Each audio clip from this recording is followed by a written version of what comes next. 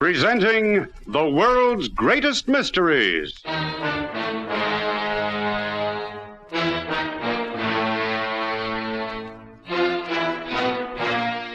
And now, your host. This is Basil Rathbone.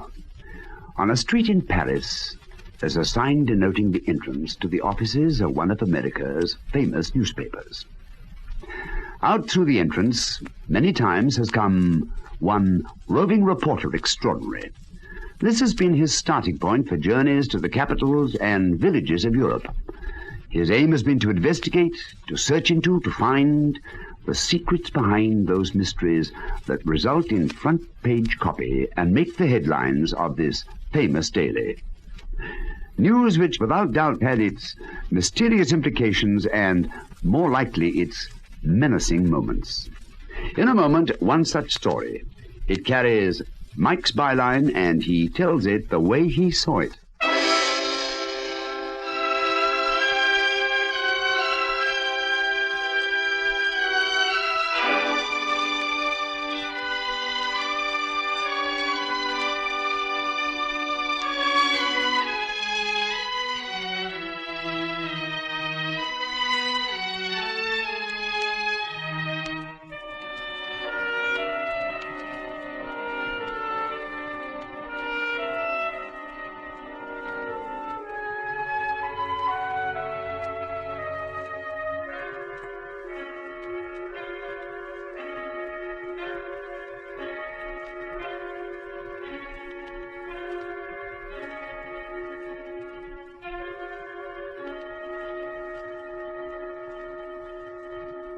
Presenting Europe Confidential.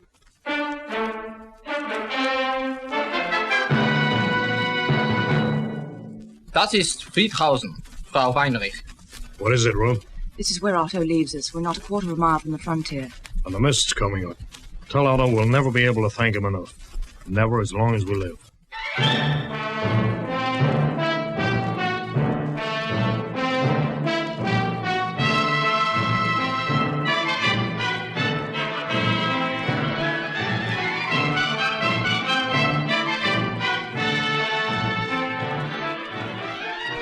This is Mike Connoy reporting for Europe Confidential.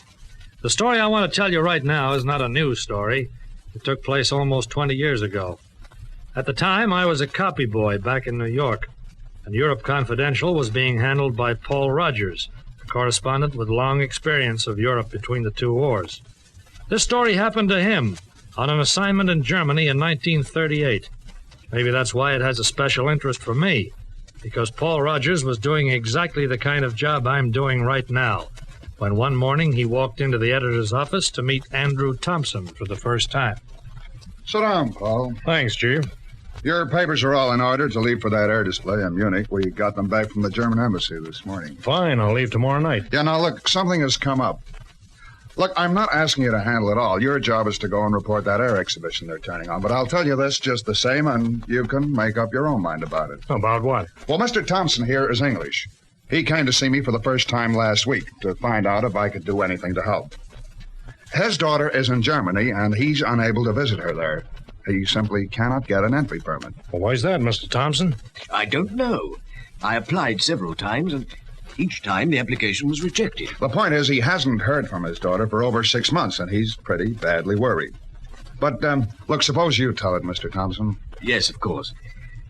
Now, let me see. It was 4 years ago. Yes, 1934, when Ruth went over to Germany on a summer holiday trip. She met a man there named Weinriche, Rudolf Weinriche. He was a doctor, a graduate in medicine from Munich University. Over our protests, she married him. Have you met him? Once. My wife and I went to visit Germany in 1936, 2 years ago. And, of course, we met Rudolf then. Yeah? But actually, we were quite impressed. I felt my daughter was happy.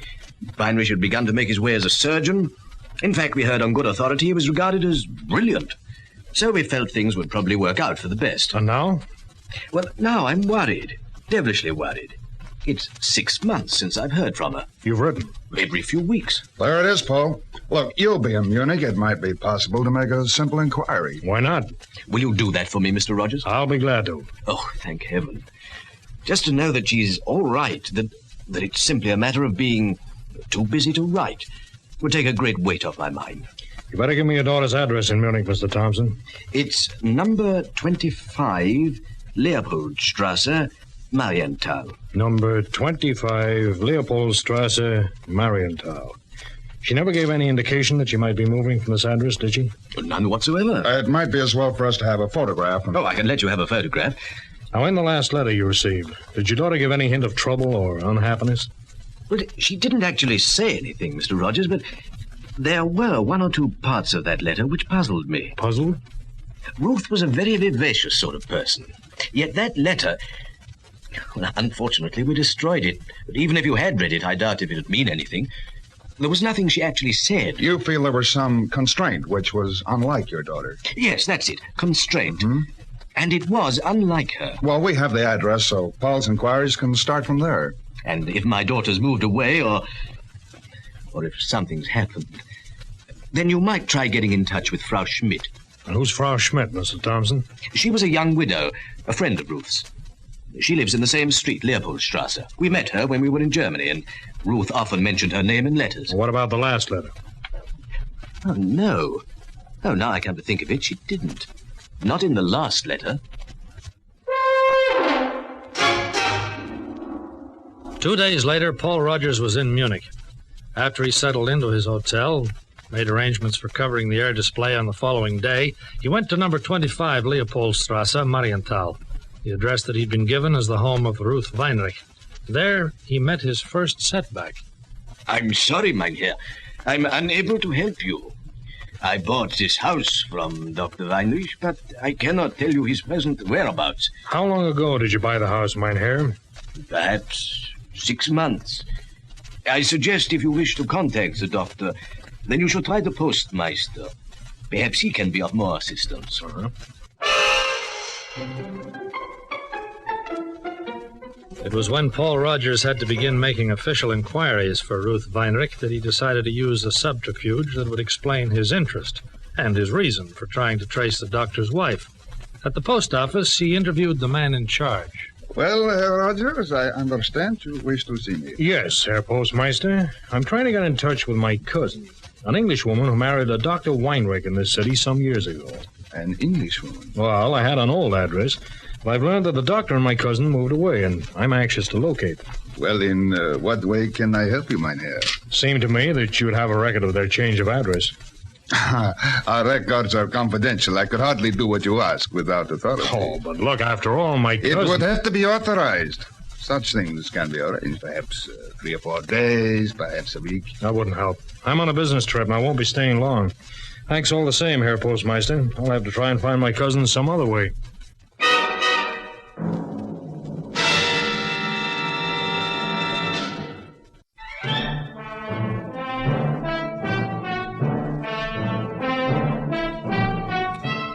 Paul Rogers had not come to Germany to find Ruth Weinrich. That was an incidental, a sideline to his real purpose for being in Munich. Yet somehow, as one after another the leads faded out, Paul became determined to locate her. For that reason, he went back to Leopoldstrasse to call on Frau Schmidt, who had been a friend of the doctor's wife. Ja, wer da? Was wollen Sie? Frau Schmidt? Ja. My name is Rogers. I'm a relative of Ruth Weinrich's. Can I talk to you? Eine Minute.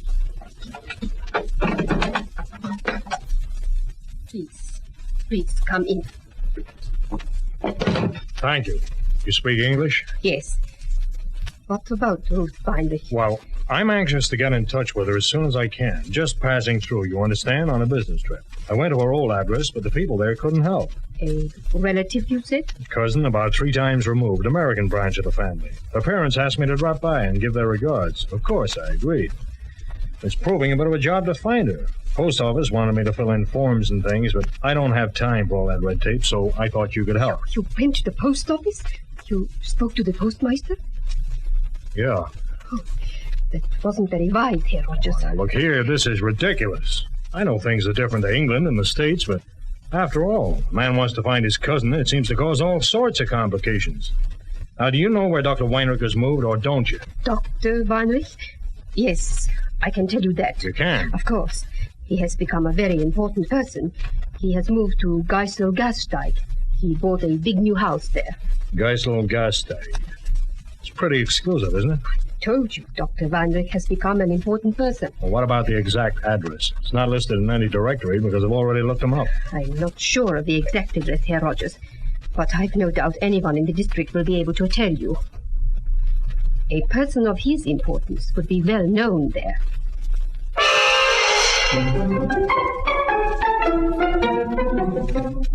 Paul had no real difficulty in locating the home of Dr. Weinrich. It was quite a shock after the modest house at number 25 Leopoldstrasse. The doctor had graduated to a huge 2-story home set in rambling grounds and screened by a high stone wall guarded by iron gates.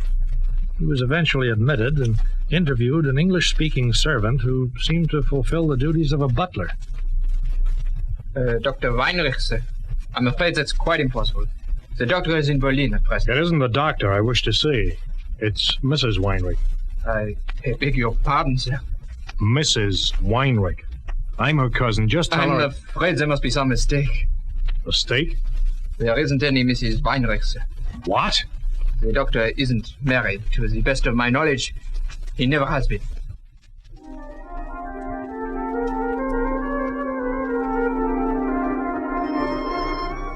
When Paul Rogers left the house in Geisel-Gasteig, it seemed as if the trail could end there, and Ruth Weinrich could become one of those untraceable people. The butler had quite obviously spoken what he believed to be the truth. Dr. Weinrich himself was not expected back from Berlin for many weeks. So Paul did the only possible thing left. He returned to see Frau Schmidt, where his welcome was, well, anything but cordial. Well, Herr Rogers, what do you want this time? I thought I made it clear before that I told you all I know. Oh, maybe you can tell me what happened to Mrs. Weinrich. I don't understand. What do you mean? I asked you where I could find the doctor, which was a mistake because you gladly told me. You must have known I wouldn't find Mrs. Weinrich there. I don't know their business. I keep out of other people's affairs. Look, Frau Schmidt, I've got to find Ruth Weinrich. I think you can help me do that, and I want you to trust me. Why should I trust anyone when they lie to me? Lie? You're not her American cousin. She hasn't got an American cousin.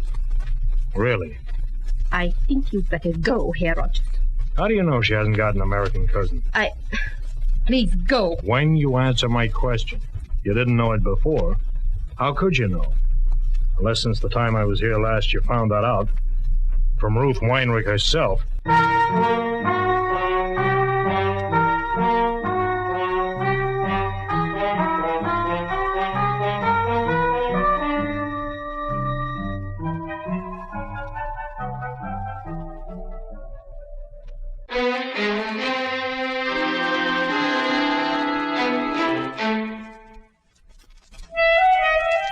For a moment in that small house in the Leopoldstrasse, there was silence.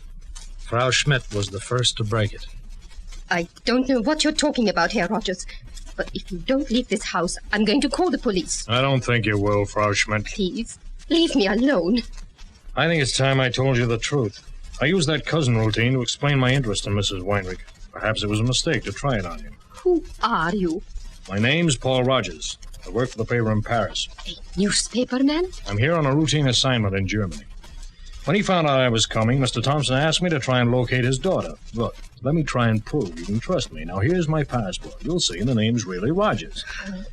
Yes. What's more, I can tell you that Ruth Thompson came over here first in 1934, that she met Weinrich and became engaged to him. She went back to England, then returned to marry him. Her parents visited here in 1936, and I understand they met you while they were here. That's correct. Of course, if the information doesn't convince you, then I'll just have to ask you to trust me. I think I do. Is the Gestapo after Ruth Weinrich? They're not sure. They may be. What happened between her and the doctor? That's a story Ruth could tell you better than I. Do you know where she is? Yes, I know. Will you take me to her? I understand your caution in the matter, but if she's in trouble, I might be able to help her. Oh, It would be a relief to have someone to trust, someone who might be able to help her. All right, Herr Rogers. I'll take you to Ruth Weinrich.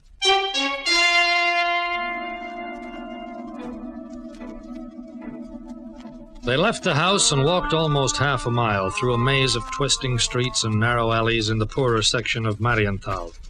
Several times Frau Schmidt stopped and looked behind her to make certain there was no one following them.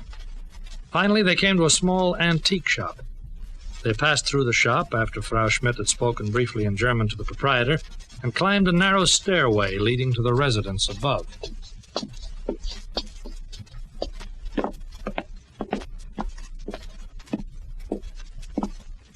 One moment, Herr Rogers. Yes, Da? It's me, Elsa.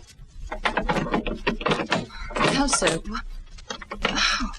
It's all right, Ruth. This is the man who said he was your cousin, but I think we can trust him.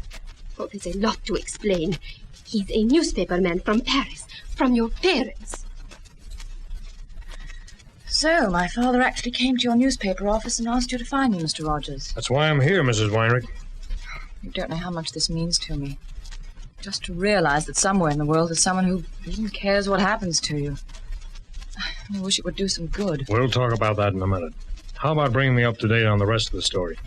If you're interested in my troubles. That's my only interest, right now. I suppose you could say it started when I married Rudolph. I shouldn't have married him, but for over 3 years we were happy, and I thought it was going to work out. Well, what happened? He was terribly ambitious and very brilliant, and that was the cause of it. When we married, he was just a surgeon, unknown. But inside of 3 years, everyone was talking about him. Then there was that call to Berlin. Yes. Elsa remembers that call to Berlin. Well, what was the idea? Well, there was an operation to perform. They wanted Rudolph to assist. Who was the patient? Nobody knows for certain. There were all kinds of rumors that it was Goebbels. Others said it was Rudolf Hess. And some even claimed it was Hitler himself. We don't know, Mr. Rogers, but we do know that something happened to the chief surgeon. That at the last minute, Rudolph himself was called on to operate, and that the operation was a success. Yeah, I'm beginning to understand. That explains the sudden rise in the world. The big house at Geiselgasteig and the servants. It also explains me. I was an Englishwoman. Rudolph was suddenly an important man in Germany. He had one easy way out, and he took it. There wasn't even a divorce. He simply sold the house and moved, and told me that we were finished. Where did you go? She came to stay with me, Herr Rogers, until that seemed more of a risk than either of us could take. Risk? There were all kinds of rumors being spread about Ruth. People said because she was an Englishwoman, she must be a spy. The Gestapo came once to question her, and then they came back again. Only she was gone. I was here, Mr. Rogers, and thanks to Elsa knowing the owner of this shop, I've been here ever since. He doesn't use the residence, and he's one of those people who like to think that even an Englishwoman should be treated as a human being. Did you have much trouble with the Gestapo, Frau Schmidt? I had to lie and say I didn't know where Ruth had gone. I think I convinced them. Mm-hmm. And of course, when I turned up with those questions... You know just how I felt. How long have you been here already? 2 months. I haven't been outside or opened the window and looked out in all that time. Now, let me get this straight. You want to go back to England? Yes, Mr. Rogers, I want that very much. Mm-hmm. Well, I'll have to think this over, see what I can work out. Suppose I come back tomorrow and we'll talk again, huh? I can arrange for you to come straight in. I'll introduce you to the proprietor downstairs. Good. I'm at the Savoy in case you want to get in touch. And meanwhile, Mrs. Weinrich, don't worry too much. We'll find a way out of this somehow.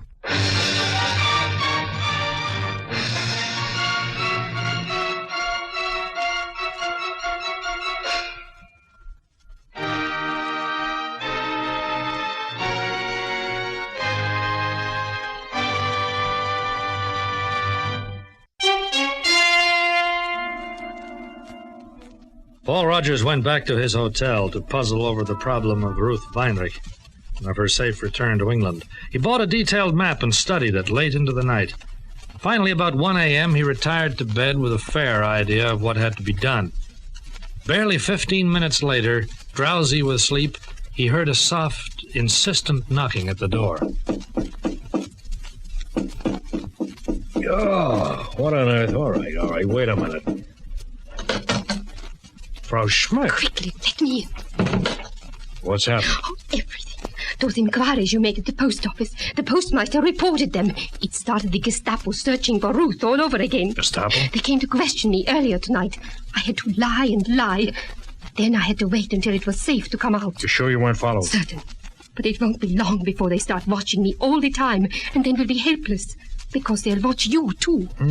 Seems as if I made things all the more difficult for her. They might have given up entirely, but now they're convinced that there's something in that spy story.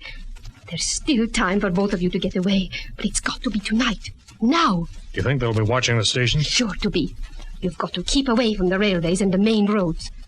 Do you know a place called Auweis? No, but Ruth does. It's only 5 miles or so from the Swiss border. I have some friends there, people called Schweigler. They have a farm. Ruth's been there and she'll be able to guide you once you reach the district. They won't ask questions? They're my friends. As for food, I've brought a little. All I had in the house. One day, I hope we can thank you for this, Elsa. Just to remember, when you get back to Paris, Herr Rogers, that there are some people in Germany who want to live in peace. I won't forget. That or anything.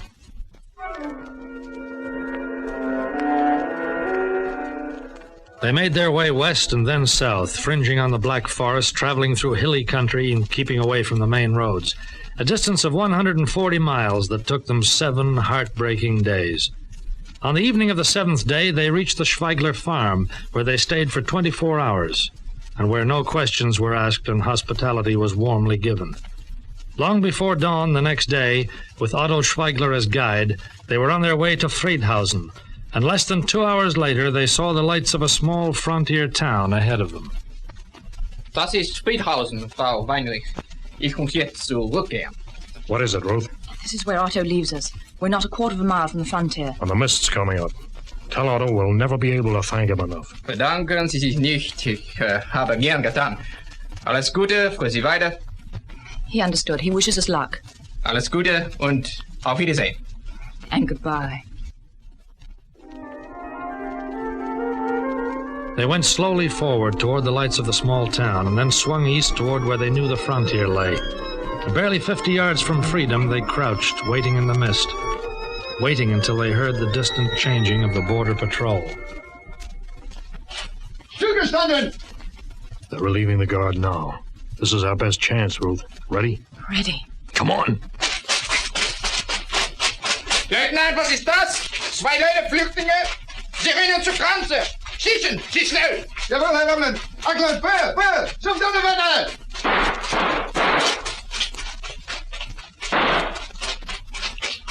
All right? Yes. Wissen Sie, die Spanier nicht hin. Sie dürfen die Grenze nicht verlachen.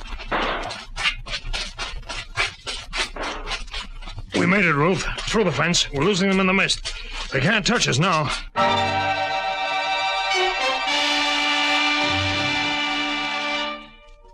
Through the wire strands of the border fence and then on into the mist, leaving the shouts of the patrol and the sound of shooting far behind them. They slowed to a walk and finally came into a small Swiss town. It was an hour after dawn. The mist was lifting, and in clear outline against the sky, the mountains of Switzerland lay directly ahead.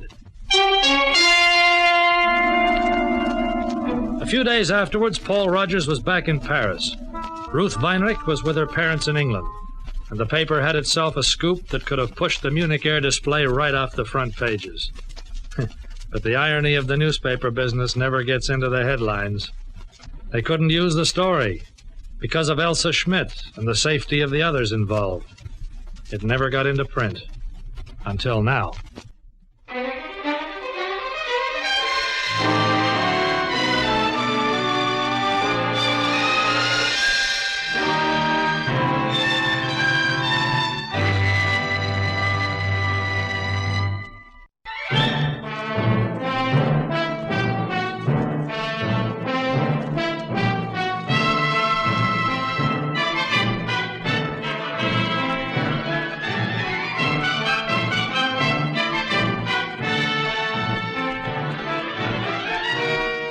You have been listening to Lionel Merton as Mike Connoy in another exciting episode in the series Europe Confidential.